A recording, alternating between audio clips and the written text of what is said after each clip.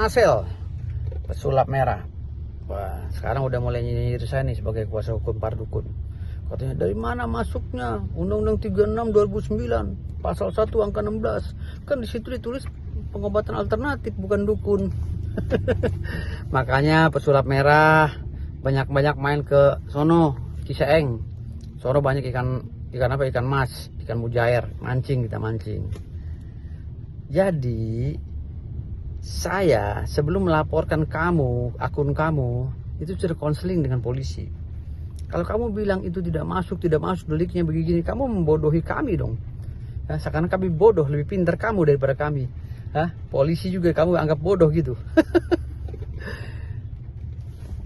Memang betul. Di dalam pasal 1 angka 16 Undang-Undang Nomor 36 Tahun 2009 tentang kesehatan tidak disebutkan secara spesifik tentang dukun. Tetapi mengacu kepada Kamus Besar Bahasa Indonesia, spesifikasi tentang dukun itu ada 13 atau 12 karakter. Ada dukun sunat, dukun urut, dukun santet, dukun terawang, dukun lain-lainnya. Gitu. Bahkan pengobatan alternatif pun dalam Kamus Besar Bahasa Indonesia itu disebutkan pengobatan alternatif adalah dukun. Lalu kami melaporkan punya dasar. Dasarnya apa? Dasarnya adalah organisasi. Gitu. Bahkan pengobatan alternatif pun dalam Kamus Besar Bahasa Indonesia itu disebutkan pengobatan alternatif adalah dukun. Lalu kami melaporkan punya dasar. Dasarnya apa? Dasarnya adalah organisasi para dukun yang telah tercatat dalam Kemenkumham dan keluar ahunnya. Makanya diterima oleh polisi. Nah, kamu berbicara masalah dukun itu kerjanya cabul dan penipu, nah itu harus kamu pertanggungjawabkan. Nanti akan saya kumpulkan dukun-dukun mana yang nipu. Gitu loh. Kalau yang nipu, kalau benar ada yang nipu, ya kamu laporin. Tapi kalau yang nggak nipu, dia merasa tersinggung, maka deliknya masuk, saudara. Hati-hati, Marcel. Yang kita bahas di sini bukan masalah golok, anti bacok dan lain-lain, bukan tuyul lagi lari tanpa celana ya, bukan kuntilanak kamu bisa tangkap, bukan. Yang kita bahas di sini adalah delik aduan absolut. Gitu. Dan korbannya adalah organisasi dukun. Maka kamu siap-siap aja, Marcel. Kamu konsultasi, cari pengacara kamu yang paling hebat di Indonesia, cari ya untuk mendampingi kamu sebelum terlambat. Cari cepet-cepet, minta pembelaan sama dia. Cari yang paling pintar di Indonesia, jangan sampai salah ya, karena deliknya udah masuk nih. Oke, Marcel, pesulap merah.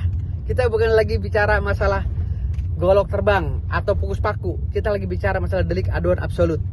Terima kasih. Nah, kalau dulu kan karena gini ya, saya pernah menemani ibu saya melakukan sebuah pengobatan yang pengobatan spiritual. Bukan spiritual lebih ke agama. Pengobatan pokoknya pengobatan tradisional seperti itu yang menggunakan orang pintar waktu itu.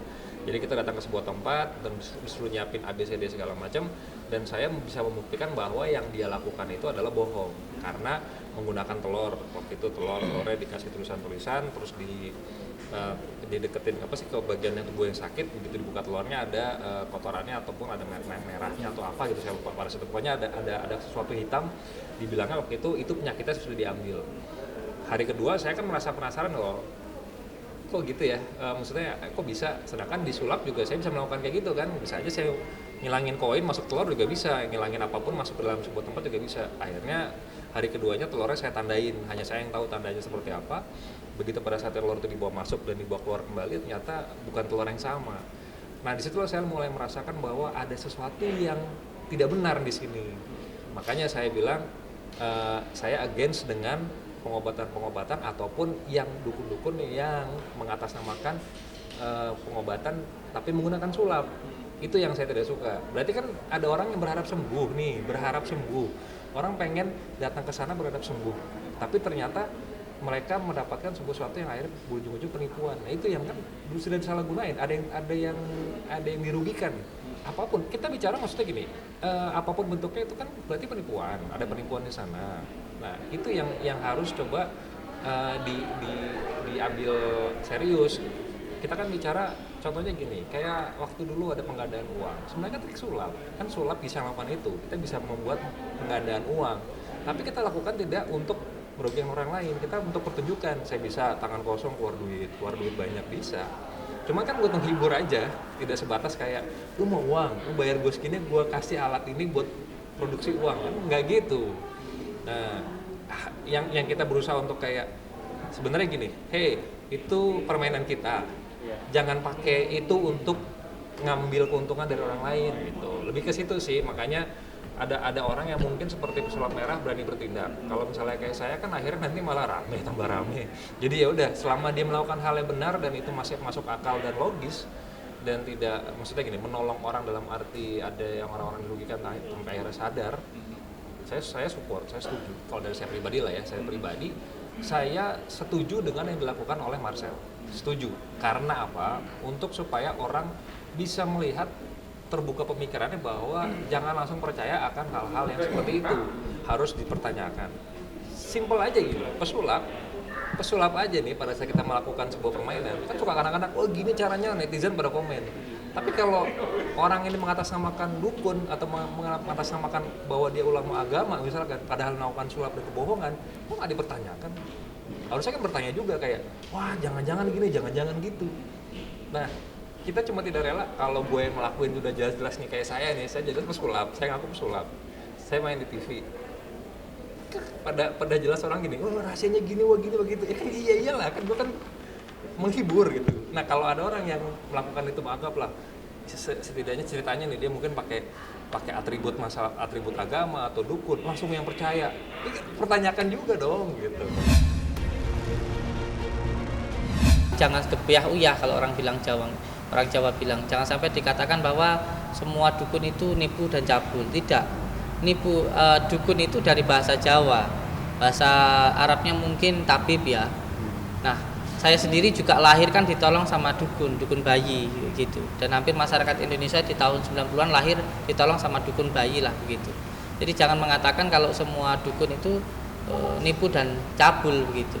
Bahkan kalau kita memahami tentang asbabun nuzulnya baginda Rasulullah pun juga diketahui baginda Rasulullah itu akan menjadi nabi juga barokahnya dari dukun kan begitu ya. Ada yang mengetahui bahwa beliau ini waktu masih kecil akan menjadi nabi juga, ada dukun yang mengatakan seperti itu. Nah, ketika beliau mengatakan bahwa semua dukun itu nipu dan cabul, ya ini kan ada organisasi dukun juga gitu loh. Dukun itu apa sih gitu loh? Dukun itu kan duduk tekun ngamalin kun fayakun gitu. Kita ngedoain orang gitu loh. Dengan berbagai macam cara lah. Ada yang menggunakan al-hikmah, ada yang menggunakan peruqyah dan lain sebagainya begitu. Nah, ini ketika beliau mengatakan penipuan kan membuat sakit hati orang-orang yang pernah ditolong oleh dukun. Ya ini masalah saya lah. Ini biar saya aja yang menyelesaikan begitu. Saya tidak pernah minta bantuan ke sana, ke sini, begini begitu kan. Beda dengan yang sana. Mohon maaf. Sana minta bantuan Bang Deddy Kombuser, minta di tab komunitasnya minta bantuan polisi. Ini kan menandakan kepanikan di dalam dirinya begitu. Padahal saya hanya ingin memperjelas, ketika kamu menuduh, kamu punya buktinya enggak gitu loh. Kalau semua hal harus dilogikakan, ini juga bahaya. Ini yang menjadi bahaya luar biasa menurut saya. Ketika beliau menyatakan semuanya harus berdasarkan logika, ini nanti berbahaya. Bagaimana ketika kita mempercayai tentang surga dan neraka, bagaimana kita mempercayai tentang hari akhir, bagaimana kita mempercayai tentang malaikat, bagaimana kita mempercayai tentang jin, ini semuanya ada loh di dalam Al-Quran. Lalu kalau semuanya disuruh logika, nanti semua orang bisa-bisa nggak beragama. Saya nggak menyuruh Marcel untuk percaya dengan apa yang saya percaya, saya tidak menyuruh itu, tidak. Tetapi jangan sampai menuduh yang saya percaya ini adalah sesuatu hal penipuan gitu loh. Maksud saya seperti itu. Semua orang beropini sesuai dengan apa yang dia sampaikan. Saya melakukan penipuan, padahal yang saya tipu siapa, alat buktinya mana, di mana kejadiannya kan nggak ngerti.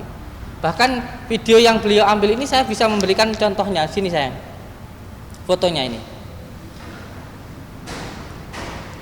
Saya bisa menunjukkan ini loh, foto ronsen seorang yang sakit di rumah sakit. Saya bisa bawa dokternya, saya bisa bawa foto ronsennya, saya bisa bawa orangnya. Kalau di dalam foto ronsennya ada paku di dalam tubuhnya. Nah ini ketika saya ruqyah, ini foto ronsennya, ada berpuluh-puluh paku di dalam tubuhnya. Ini pakunya ini, dua, ada banyak ini fotonya. Kelihatan ya? Itu 1, 2, 3, 4, 5. Ada 5 paku di dalam tubuhnya. Dan dari keterangan dokter ada orbital logam, ada logam di dalam tubuhnya. Ini penjelasan tentang dokter. Di sini dokter menyatakan di dalam tubuhnya ada benda logam. Nah, seperti ini ketika diruqyah lalu keluar paku, apakah ini juga dikatakan penipuan? Sampai itu nggak merasakan sakitnya orang yang terkena santet sehingga kamu ngomong santet itu nggak ada. Ini saya bisa menunjukkan orangnya loh. Saya bisa menunjukkan dokternya loh. Ketika di ronsen ada banyak pakunya. Terus seperti ini apa juga dikatakan trik? Apa mau sampai masukkan paku di sininya, paku di kepalanya, paku di perutnya? Kan nggak mau.